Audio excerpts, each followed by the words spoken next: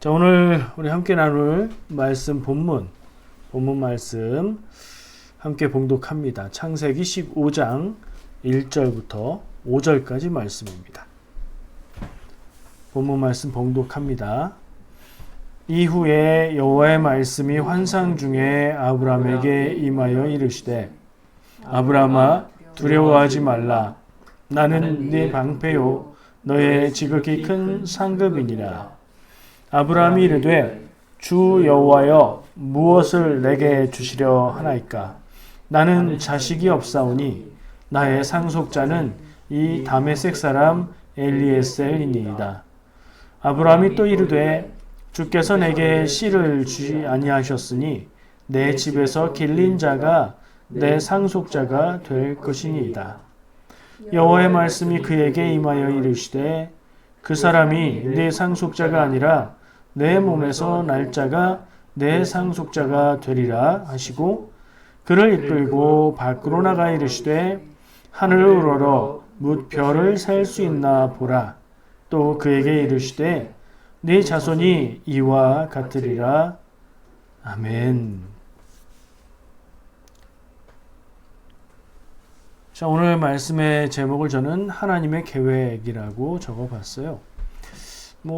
하나님의 계획은 늘 있으시겠죠. 문제는 우리의 계획과 다른 경우가 많다는 점일 겁니다.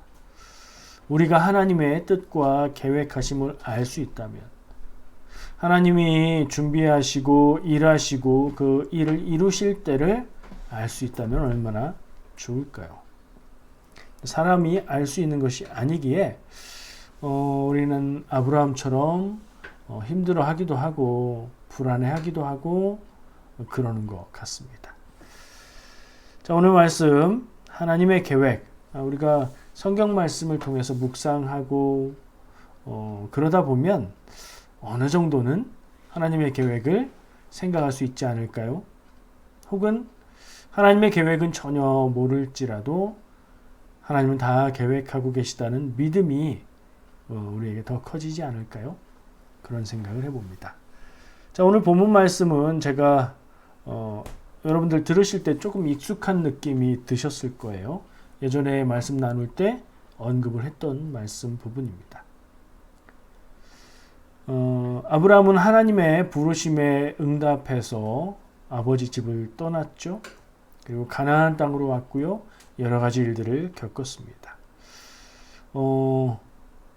조카 롯과 함께 했는데 조카 롯의 종들과 아브라함의 종들에게 분쟁이 생기니 헤어지는 게 좋겠다 판단하고 그들이 헤어지는 일도 있었습니다. 요 앞에 그런 내용들이 나오는데 아들이 없어서였는지 모르지만 마치 아들처럼 함께하고 있던 조카 롯을 떠나보낸 아브라함의 마음은 잘 모르긴 해도 저 같았으면 굉장히 허전했을 것 같습니다. 부모를 떠났고요. 친척들도 멀리 있고요. 피부치라고 할 수 있는 단 한 명의 조카가 같이 있었는데 이제는 헤어져서 또 볼 수도 있겠지만 길이 달라져 버린 그 때였습니다. 하나님께서 아브라함에게 자손을 큰 민족이 되게 해 주시겠다 약속, 그 약속을 받고 그 약속을 믿고 의지하며 떠나온 길이었고 삶이었습니다. 시간이 지나고 여러 가지 일들을 겪고 하나님이 다시 아브라함에게 환상으로 계시를 주고 계십니다. 15장 1절 말씀이 그것을 설명하고 있지요. 하나님 말씀이 이래요. 아브라함아 두려워하지 말라. 나는 내 방패요 너의 지극히 큰 상급이니라. 하나님이 두 가지 말씀을 하신 거예요. 두려워하지 마라. 아브라함아 두려워하지 마라.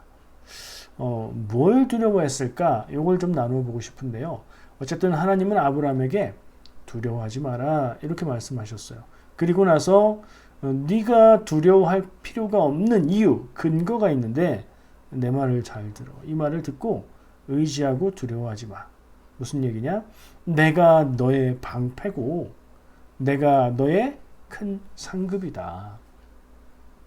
내가 너를 지켜주겠다. 내가 너와 함께 하겠다. 라고 하나님이 말씀하시는 거죠. 이건 약속이죠. 내가 너를 불러내었고 너는 내 부름에 순종했으니 내가 함께하며 내가 너를 지켜준다. 그러니 두려워하지 마라. 라고 말씀하시는 거예요. 뭘 두려워할까요? 아브라함은 이때쯤. 이때가 언젠지를 볼 필요가 있어요. 아브라함의 인생 가운데 아까 얘기했던 롯이 떠나갔고요. 롯은 어디로 갔죠? 네가 우하면 내가 좌하고 네가 좌하면 내가 우하리라. 그 땅 너 좋은 대로 네가 선택하면 나는 다른 쪽을 선택하겠다 해서 눈에 보이는 아주 좋아 보이는 곳을 선택하고 그곳으로 갔지요. 그래서 그 이야기의 끝에는 뭐라고 해요? 그가 계속해서 이주해서 어디로 갔다고요? 소돔성에 가서 살게 되었다. 소돔과 고모라 하면 유명하잖아요. 죄가 넘치게 가득했던 곳. 그걸로 유명한 곳인데 거기를 좋게 보고 거기까지 가서 살게 되었다는 얘기. 그 다음에 무슨 얘기가 나오나요? 이 15장 바로 앞에 14장에는 전쟁 이야기가 나옵니다. 가나안에 여러 도시 국가들이 있었어요. 지금 아브라함이 머물고 있는 땅은 가나안 땅이라고 했죠. 가나안 땅 지역의 그 주변에 여러 나라들이 있는데 그때 언급되고 있는 나라들이라고 하는 나라는 지금 우리가 생각하는 수준과 규모의 나라는 아니에요. 도시국가. 사람들이 좀 많이 모여서 다른 마을이나 부락들보다는 규모가 큰 그 정도의 도시국가인데 거기에서 이제 왕을 따로 세우고 그렇게 살고 있었는데 그 중에 패자, 강한 도시국가가 엘람이었어요. 거기에 왕은 그돌라오멜이고요. 그래서 강한 나라가 주변의 나라들에게 힘을 써서 정복하면 조공을 바치고 뭐 그런 관계들이 있어 왔는데 이 남부 쪽에 있는 가나안 나라들이 도시국가들이 연합을 해서 야, 저 엘람 쳐버리고 우리가 편하게 살자. 저들을 다 제압해버리자. 그랬더니 이제 엘람은 자기와 동맹을 맺고 있는 나머지 또 다른 부족들, 그 다른 도시국가들과 함께 연합을 해서 한 지역, 가나안 지역 그 동네 안에서 동네라고 하니까 뭐 조그만 동네 얘기하는 것 같은데 그게 아니고 그 지역에서 제법 대규모의 전쟁이 일어난 거예요. 그 전쟁의 결과가 어떻게 됐어요? 소돔과 고모라가 패하고 사람들은 포로로 잡혀가고 재산들은 다 약탈당하고 그래서 그 사람들을 포로로 재산들을 노략물로 획득하고 그 군사들이 돌아가는 길이었어요. 근데 거기에서 도망 나온 사람이 아브라함을 찾아갑니다. 아브라함은 그 지역에서 같이 살고 있었던 이방에서 온 사람으로 제법 힘 있는 사람으로 여겨졌을 거고요. 또 아브라함을 찾아간 이유가 있는데 그 소돔성에서 함께 살고 있던 롯이 잡혀갔기 때문입니다.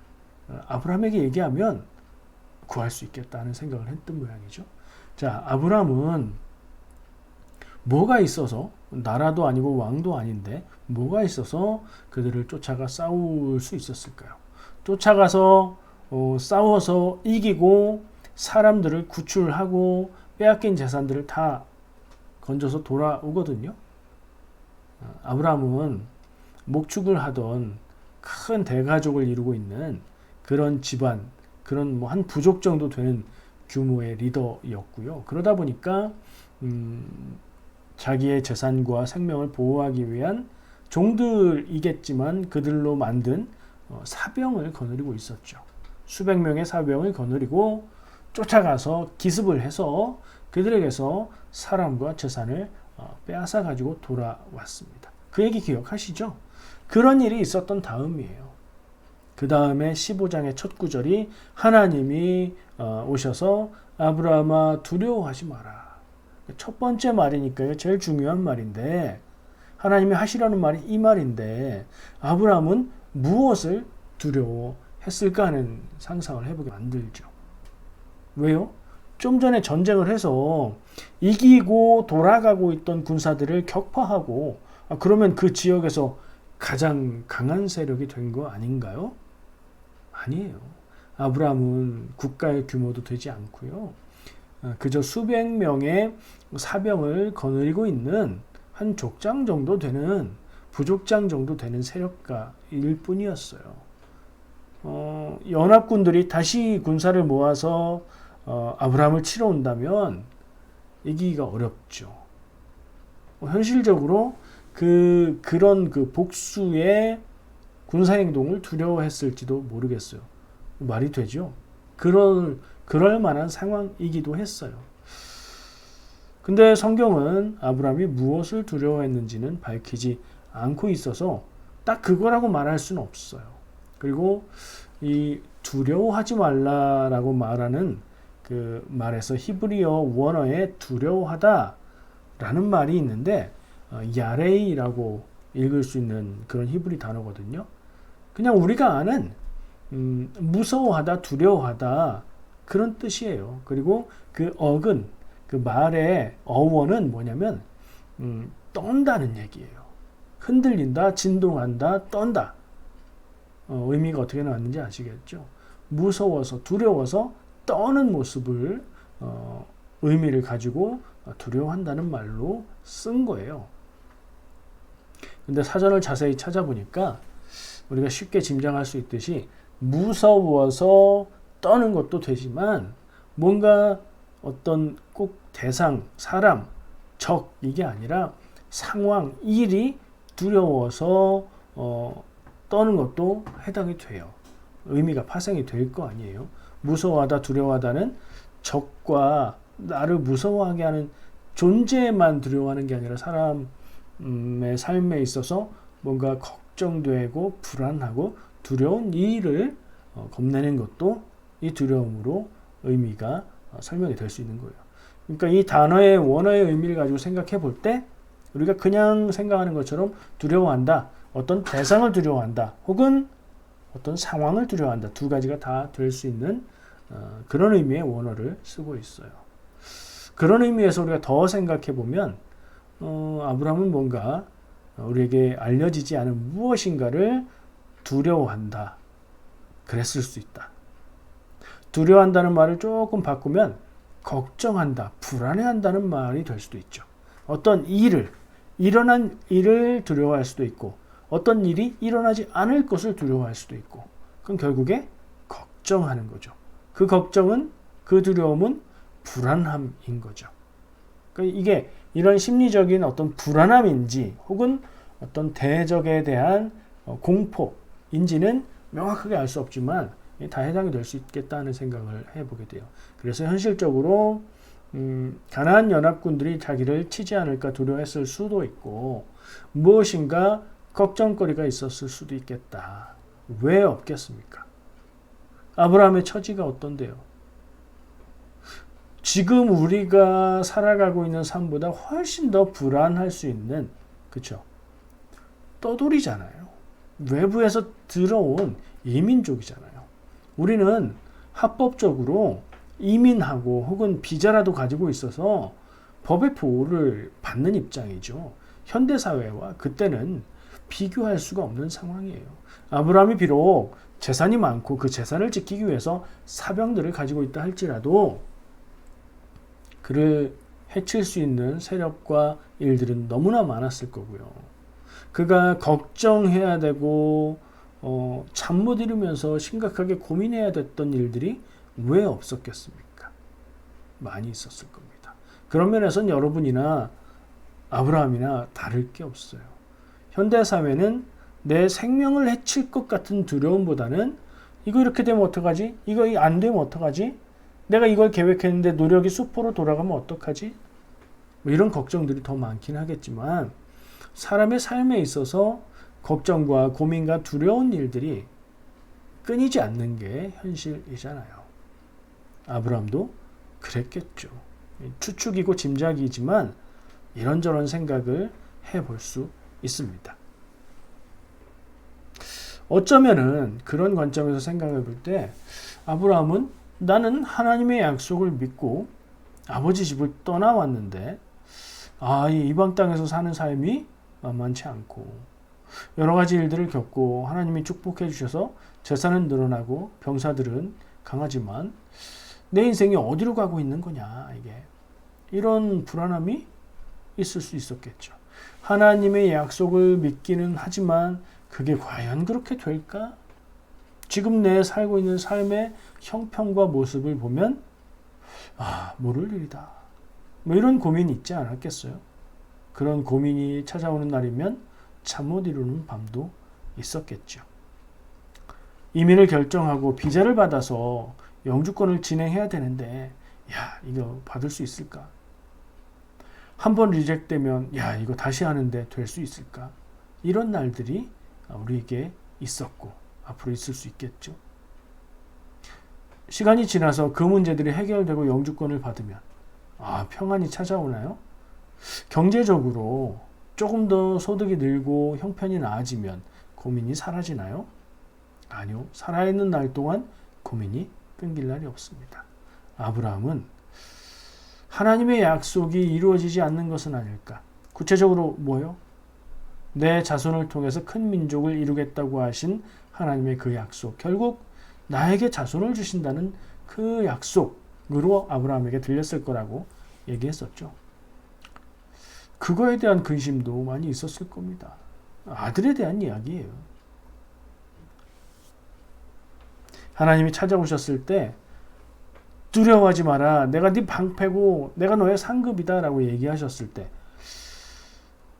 우리가 성경을 읽는 눈으로 볼 때 이 이상의 더 큰 복과 약속이 있을까 싶은 말씀임에도 불구하고 아브라함에 이어지는 대꾸를 보면 아브라함의 진짜 걱정은 무엇이었을까? 좀 짐작할 수 있는데요. 뭐였죠? 아브라함이 이렇게 말합니다. 주 여호와여 무엇을 내게 주시려 하나이까? 나는 자식이 없사오니 나의 상속자는 이 다메섹 사람 엘리에셀이니이다. 주께서 내게 씨를 주지 아니하셨으니 내 집에서 길린 자가 내 상속자가 될 것이니이다. 여기에 아브라함의 마음이 꽂혀 있지 않았을까? 그런 짐작을 해봅니다. 고민하는 게 있을 수도 있고 간절히 원하는 것을 얻을 수 있을까 하는 그런 고민과 괴로움과 그것을 얻지 못하는 것은 아닌가 하는 불안함이 있을 수 있습니다. 여러분의 마음에도 똑같을 겁니다. 원하는 것이 있고 이루려고 하는 것이 있고 인생을 걸고 살아가는 목적이 있을 건데 이거 안 되면 어떡하나? 내 인생 계획 이렇게 세워놨는데 이거 첫 단추부터 이거 안 되면 어떡하지? 그런 생각. 살면서 두렵고 불안한 마음이 생기는 건 자연스러운 일이에요. 왜요? 우리는 앞날을 알지 못하고 다가오는 미지의 두려움들을 해결할 수 있는 능력이 우리에게 그렇게 강한 능력이 있지 않기 때문이죠. 그러나 믿음으로 사는 사람은 그 두렵고 불안한 마음보다 하나님이 인도하신다는 믿음이 더 크기 때문에 불안에 사로잡히지 않고 평안히 살 수 있는 줄 믿습니다. 여러분에게 고민과 걱정과 불안함보다 하나님의 약속에 대한 하나님이 인도하심에 대한 믿음이 더 크시기를 축복합니다. 이게 첫 번째 나누고 싶었던 거였어요. 하나님의 말씀 두려워하지 말라. 무엇을 두려워했을까? 그런 생각들. 우리도 역시 그런 것들을 품고 두려워하면서 살고 있을 때에 그것보다 믿음이 더 크기를, 이런 얘기를 나누고 싶었고요. 두 번째, 하나님이 하시는 말씀. 그러니까 아브라함이 아까 얘기했던 2절과 3절 이야기를 하니까 하나님이 말씀하십니다. 4절에 여호와의 말씀이 그에게 임하여 이르시되 그 사람이 네 상속자가 아니라 내 몸에서 날 자가 내 상속자가 되리라. 걔 아니야. 너 무슨 소리 하니? 내가 네 자손을 통해서 큰 민족을 이루겠다고 했잖아. 네가 생각할 때에 때가 이만큼 와도 안 준다 생각하지, 나는 다 계획하고 있거든. 그 사람 아니야. 나는 너에게 아들을 줄 거야 라는 얘기를 하고 계신 거죠. 자, 두 번째 나누고 싶은 생각의 말은 그 사람이 아니다. 하는 얘기예요. 때로는 하나님이 나를 향한 계획을 가지고 있을 것이다. 우리가 믿음을 고백하면서도 그 하나님의 계획보다는 나의 계획이 더 크고 나의 계획이 하나님이 이루어 주시는 일이 되기를 바랄 때가 더 많지요. 그러나 번번이 아마도 여러분들 경험도 크게 다르지 않을 것 같은데 내 계획하고 하나님의 계획하고 딱 맞아떨어지는 일이 흔치 않습니다. 그 사람이 아니다 라는 이 말씀은 네가 생각하고 계획하는 그 길이 아니다. 내가 너에게 복 주고 응답하는 방법은 내가 다 계획이 있다. 그거 아니다 라고 말씀하시는 것 같아요. 아브라함이 하나님의 축복의 약속을 받았음에도 불구하고 하나님이 더 확증해 주시지 않기 때문에 혹은 그 응답을 빨리 주시지 않기 때문에 무엇을 주시겠습니까? 아들이 없어서 이 집에서 나와서 자란 종에게 나는 상속하려고 하는데요. 이런 말을 했는지도 모르겠어요. 아브라함은 믿음이 없는 것 같아요. 이 장면에서 보면. 그렇게 말할 수 있을까요? 저는 좀 다르게 봅니다. 아브라함이 하나님 앞에 자기의 마음의 불안함과 두려움을 꺼내어 놓은 것은 아닐까 이렇게 생각해 봅니다. 보는 관점에 따라서 다르겠죠. 불만을 말한 거다 이렇게 볼 수도 있어요. 근데 또 한편으로는 불만을 표현했다기보단 하나님 제가 이런 걱정과 고민과 두려움 때문에 힘듭니다 라고 마음에 있는 것을 하나님 앞에 꺼내오는 것은 아닐까, 그렇게 보면 안 될까 하는 생각이 저에게 있습니다. 물론 아브라함은 아직 믿음의 완성 단계에 있지는 않습니다. 그의 믿음도 연약하고 그의 삶도 믿음이 충만한 삶은 아직은 아닌 것 같아요. 그렇게 볼 때 야, 나의 모습과 비슷하다 하는 생각을 하면서 봐도 좋겠습니다. 하나님 앞에 자기의 마음의 고민과 두려움을 내어놨을 때 어떻게 됐습니까? 하나님이 아니야, 그 사람이 아니야. 너에게 낳은 자녀로 아들로 자손을 너의 자손을 큰 민족을 만들어 줄 거야 라는 확답을 듣게 되죠. 말하면 해결받게 되는 모습을 봐요. 하나님 앞에 말하는 건 뭐예요? 우리가 생각하는 신앙적인 행위에 있어서 하나님 앞에 마음을 내어놓는 것, 기도죠. 하나님 앞에 나의 두려움과 나의 원함과 이런 것들을 말하는 것. 하나님, 나 이렇게 걱정됩니다. 하나님, 이렇게 될까봐 불안합니다. 하나님, 나 이것이 갖고 싶고요. 하나님, 나 이것을 이루고 싶습니다. 라고 말하고 기도하는 건 저는 오케이, 좋은 것이라고 봅니다. 문제가 있다면 그렇게 기도하고 나서 마음의 평안을 얻고 그래, 하나님이 내게 주신다는 평안을 주셨어. 그러면서 자기가 원하는 대로 안 됐을 때 하나님 앞에 억지를 부리는 거, 주변에 있는 사람들에게 억지를 부리는 거, 그건 잘못된 거죠. 무슨 얘기인지 아시겠죠? 내 마음에 있는 거, 원하는 거, 솔직한 마음을 하나님 앞에 내어놓고 드리고 기도하는 거 오케이예요. 그건 해야 돼요. 안 하는 것보다 하는 게 훨씬 건강한 믿음을 가질 수 있습니다. 그러나 내 생각, 내가 원함, 내 계획대로 안 된다고 하나님은 없네, 하나님은 전능하시지 않네, 교회가 잘못됐네, 교회가 사랑이 없네, 이렇게 하면서 자기도 힘들어지고 문제를 일으키고 이런 길로 가는 건 어리석은 선택인 겁니다. 그렇게 가지 말고 하나님 앞에 내어놓고 하나님이 응답하시는 하나님의 답을 기다리셔야 합니다. 아브라함은 그랬죠. 얼마나 기다렸는지 어떻게 했는지 모르지만 아브라함이 하나님 앞에 마음을 내어놓고 두려움을, 불안함을 말했을 때에 하나님이 답을 주시잖아요. 문제를 해결해 주시잖아요. 하나님 앞에 기도하고 응답받는 것, 여기에 비유해 볼 수 있고요. 가족관계 안에서도 이건 적용할 수 있는 거라고 생각해요. 제가 자주 말했던 것 같은데 들어보셨어요? 말하지 않으면 모른다. 부부간에도 말하지 않으면 모릅니다. 부모 자녀 간에도 말하지 않으면 모릅니다. 말해야 됩니다. 말이 안 되는 것 같아도 말을 하고, 내가 억지 부리는 것 같아도 말을 하고 표현을 해야 됩니다. 그럼 어떤 일이 일어나겠어요? 여러 가지 반응이 올 수 있겠죠. 넌 무슨 말도 안 되는 소리를 하느냐, 이런 반응이 올 수도 있겠고, 그래? 그런 마음이 있어? 그렇게 힘들었어? 이런 반응이 올 수도 있겠죠. 그러니 가족들에게 말을 할 때는 말을 잘 해야 되고, 이게 그냥 불만이나 불평이나 그걸로 들리지 않게 말을 잘 표현해야 되고, 가족 가운데 내 자녀가, 내 아내가, 내 남편이 얘기할 때 그 말을 듣는 것보다는 그 마음을 들으려고 노력을 해야 돼요. 왜냐하면 듣는 이들이 하나님이 아니기 때문에 완전한 반응을 할 수가 없는데, 믿음을 가진 우리는 오늘 이 말씀을 보면서 깨달아서 말해야 되는구나, 표현을 잘하고, 그런 말을 들었을 때 그런 생각을 했어? 그런 마음이 있었어? 그렇게 힘들었어? 하고 이해하고 그 마음을 공감해주는 쪽으로 반응을 하려고 우리는 애써야 된다는 얘기예요.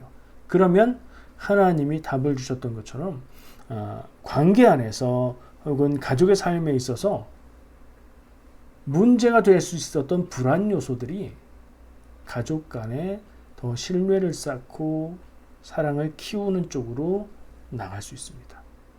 잘못하면 마이너스로 갈 수 있었던 일이 불안의 요소인데, 우리의 삶에 누구나 늘 다 가지고 있을 수밖에 없는 불안의 요소인데, 잘못 가면 마이너스, 잘하면 플러스가 될 수 있다는 말이에요. 어떻게 표현할까? 어떻게 공감할까? 이게 우리 안에 생각되고 미리 연습되고 노력하고 해서 하나님의 관계, 하나님의 질서, 사랑하고 듣고 이해하고 공감하는 그런 적용이 좀 돼야 될 것 같아요. 부부 간에 그래야 되고요. 부모 자녀 간에도 그래야 돼요. 상호적인데 부모 자녀 간에는 상호적이면서도 어느 정도는 기운, 그런 관계가 될 수밖에 없을 거예요. 자녀는 말하고 부모는 듣고 문제를 해결해주고 대화하고 사랑을 표현하고 그러는 관계가 되겠죠.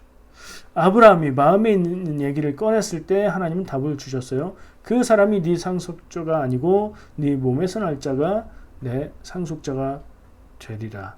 아브라함에게는 이삭이 없었어요. 지금 이삭이 없어요. 없죠. 하나님에게는 이삭이 있었어요. 하나님의 계획이었습니다. 그렇죠? 아브라함의 믿음은 이삭이 없기 때문에 나 이 집에서 낳고 기른 이 종이 나의 뒤를 이을 상속자가 될 겁니다 라고 말을 한 거고, 하나님은 계획하셨고 그렇게 행하실 것이기 때문에 그 사람이 아니다 라고 답을 주신 거죠. 자, 뭐가 어긋났습니까? 하나님의 응답의 때가 어긋났죠. 하나님의 계획은 조금 더 있어야 되는데 아브라함은 그 때를 기다리지 못하고 조급했고 불안했고 두려웠던 거예요. 그러니 아브라함이 마음을 꺼내놓고 이야기한 건 잘한 건데, 그런 모습조차 보이지 않을 수 있으려면 하나님의 계획하심 그리고 응답하심을 믿는 믿음이 필요했죠. 그 경험에서 나오잖아요. 경험하지 못하면 그거 믿을 수 있겠어요? 하나님의 계획하심을 우리가 믿고 하나님이 계획하신 대로 약속하신 대로 응답하심을 경험하고 그렇게 그게 쌓여갈수록 그게 믿음이 되는 거죠. 여러분들 삶에 그런 일들이 있기를 축복합니다. 삶의 경험이 쌓이고 지혜가 쌓이고 믿음이 성숙해가면, 그리고 기도하면서 하나님이 주시는 응답을 들으면 하나님의 계획을 조금이나마 알 수 있게 될 겁니다. 근데 하나도 못 들어도 괜찮아요. 하나님의 계획이 어떻게 될 건지 전혀 몰라도 괜찮아요. 뭐가 있으면 돼요? 하나님이 계획하신 뜻하신 대로 인도하실 거다라는 그 믿음이 있으면 돼요. 믿음이 있든가 믿음이 성숙해서 기도하고 기다리고 응답받는 그런 지혜가 있든가 그러면 되겠죠. 다 여러분들에게 있기를 축복합니다. 말씀을 이어서 보면요, 재밌는 부분이 있어요. 마지막 오늘 본문의 마지막 부분에 5절 말씀에 하나님이 아브라함을 이끌고 밖으로 나가서 말씀하세요. 아마 밤이었던가 봐요. 하늘을 우러러 뭇 별을 셀 수 있나 봐라. 너 하늘 쳐다봐봐. 너 이 별 지금 보이지? 별 몇 개인지 셀 수 있어?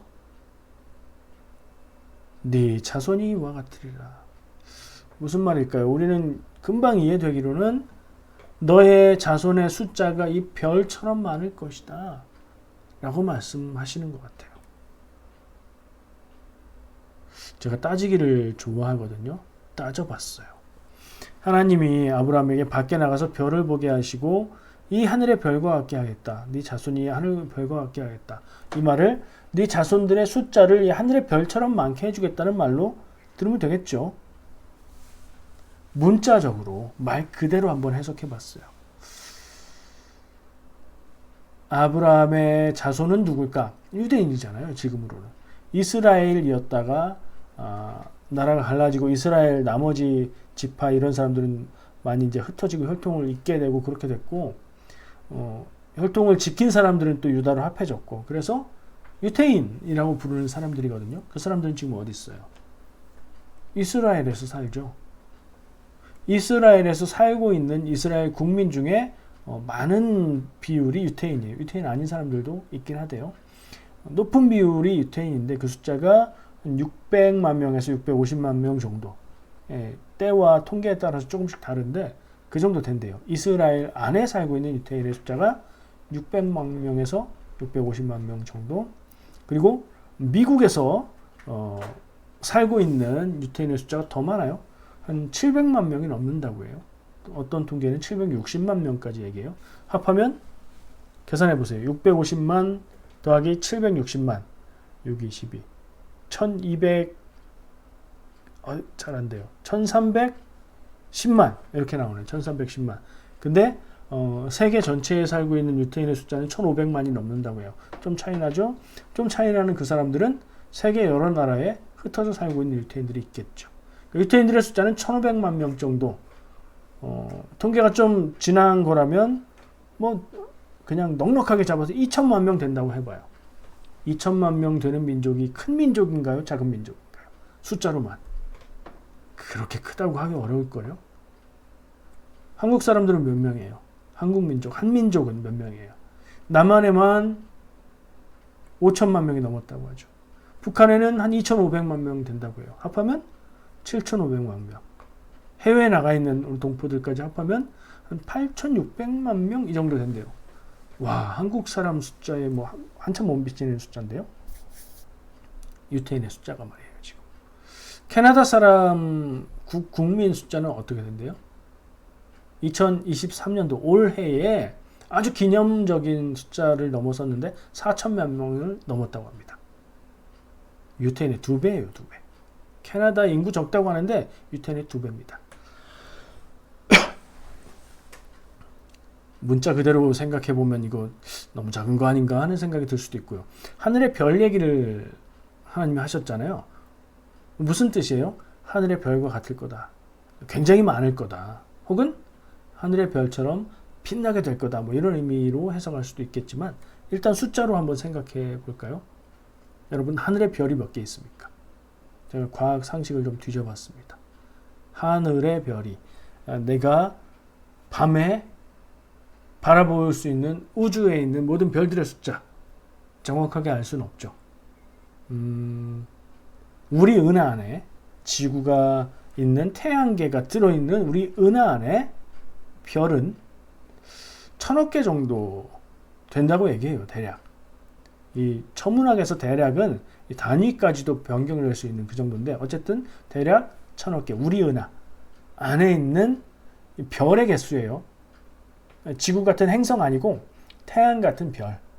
태양 같은 별이 우리 은하 안에는 1000억 개. 전체 우주에는 우리 은하와 좀 크든지 작든지 한 그런 은하가 1000억 개라고 말하는 사람도 있고 수조개라고 말하는 사람도 있어요. 이 두 개 곱해야 되겠죠?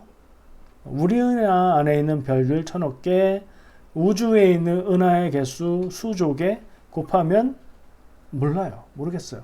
엄청 많아요. 전 우주에는 셀 수 없는 정도의 숫자가 많아요. 어느 정도로 많냐? 여러분 상상해 보세요. 전 우주에 있는 태양과 같은 빛을 내는 별의 숫자가 많을까요? 지구 안에 있는 모래 알갱이의 숫자가 많을까요? 지구 안에 있는 모래 알갱이의 숫자를 상상해 볼 수 있을까요? 이걸 계산한 사람이 있어요. 지구의 표면적과 뭐 물이 있는 부분을 제외하고 뭐 그리고 모래 알갱이 크기를 얼마나 하고 그걸 나누면 몇 개 이래서 계산했는데 압도적으로 우주의 별의 숫자가 많아요. 지구에 있는 모든 모래알의 숫자보다. 지구 덩어리 전체를 모래라고 생각하고 쪼개어 봐도 그거보다도 우주의 별이 더 많아요. 무지하게 무지하게 끝도 없이 많은 거예요. 하나님의 약속을 문자 그대로 보면 이스라엘 아브라함의 자손들의 숫자가 그 정도 숫자가 됐나요? 될 수가 없어요. 세계 모든 인구를 넘어서도 비교할 수 없게 넘어선 숫자잖아요. 그러니까 이거는 문자 그대로 이해하면 안 돼요. 하나님이 아브라함에게 네 자손들이 큰 민족이 될 건데 그 숫자는 하늘의 별처럼 많을 것이고 그 민족은 하늘의 별처럼 빛날 것이다 라고 많고 빛날 거다라는 약속을 주신다 이렇게 이해를 해야 돼요. 근데 또 생각을 조금 바꿔보면 이게 완전히 반대로 역전되기도 해요. 재밌어서 말씀드리는데 사람이 육안으로 그냥 뜬 눈으로 밤에 깜깜한 밤에 볼 수 있는 아주 눈이 좋은 사람이 볼 수 있는 별의 전체 숫자는 몇 개일까요? 이건 얘기가 다르죠. 그러니까 있는 별들 말고 볼 수 있는 별들 이게 달라요. 너무 멀면 안 보이니까 그죠? 너무 어두우면 안 보이니까 그게 이것도 대략인데 천문학에서는 뭐 대략 많이 왔다 갔다 해요. 6,000개에서 10,000개 정도 된대요. 지구에서 사는 사람이 깜깜한 밤에 눈 좋은 사람이 볼 수 있는 별의 숫자가 6,000개에서 10,000개. 근데 또 하나 사람이 어느 지점에 서 있던 그 지점으로부터 반구 우주 전체를 볼 수는 없잖아요. 반쪽밖에 못 보는 거예요. 그럼 반으로 줄어요. 그러면 사람이 눈으로 볼 수 있는 별의 개수는 3,000개에서 5,000개밖에 안 되는 거예요. 그러면 완전 역전되죠. 이스라엘과 아브라함의 자손의 숫자가 3,000명에서 5,000명? 이건 많은 큰 민족이 아니잖아요. 절대 아니잖아요. 그러니까 다시 한번 문자적으로 따지고 생각하면 이건 말이 안 되는 얘기가 되어버리는 거예요. 많다. 빛날 거다. 그냥 이런 얘기로 들어야 되겠어요.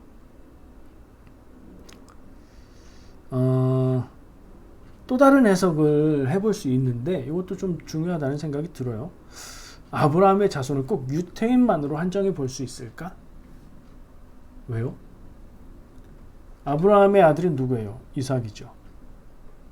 아브라함의 아들이 또 있죠. 나중에 낳은 아들들도 있지만 그 아들들 빼고 이삭보다 먼저 낳은 아브라함의 아들 이스마엘 있잖아요. 이스마엘 자손도 여기다 합하면 어떻게 될까요? 이스마엘의 후손이라고 하는 사람들은 대체로 누구죠? 중동에 있는 이슬람교를 믿는 사람들이죠. 자, 이렇게까지 얘기하면 어떻게 돼요? 얘기가 유태인 들어가야 되고요.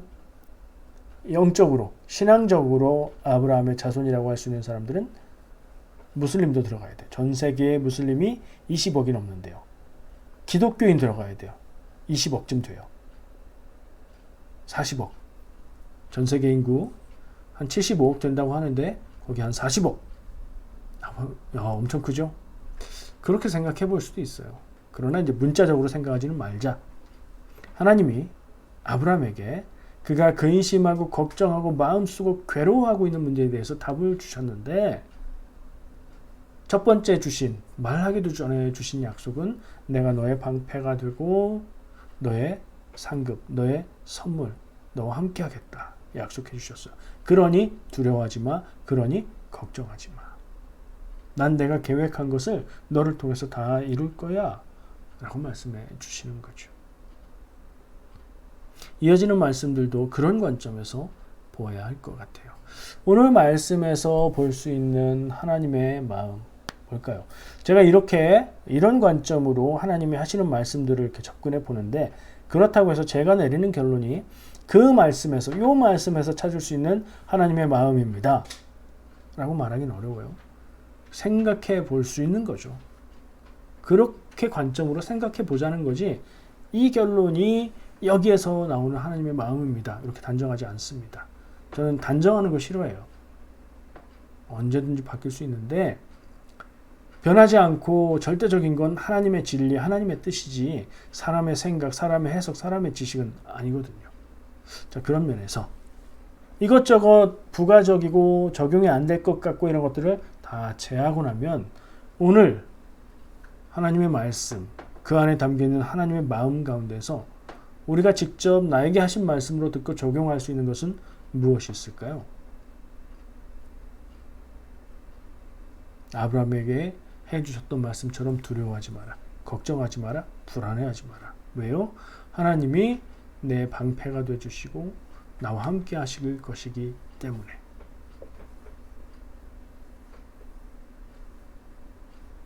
이거 우리가 듣고 싶은 얘기죠. 근데 이건 조건이 있습니다. 하나님의 백성일 때에 해당하는 얘기입니다. 참 하나님의 백성의 삶을 살아갈 때에 하나님이 함께 하시고 하나님이 나의 방패가 되어주시고, 내 걱정과 근심과 두려움은 모두 하나님이 맡으시는 게 되는 겁니다. 예나 지금이나 세상을 사는 인생은 무서워할 일도 많고 걱정할 일도 많습니다. 오늘 말씀의 교훈을 기억하고 적용해 본다면, 우리가 무서워할 일, 우리가 걱정할 일, 우리가 두려워할 일은 딱 한 가지입니다. 내가 하나님을 떠나 살게 되지는 않을까? 내가 믿음을 잃고 살게 되지는 않을까? 이것을 걱정하고 두려워하시는 여러분 되시길 축복합니다. 기도하겠습니다.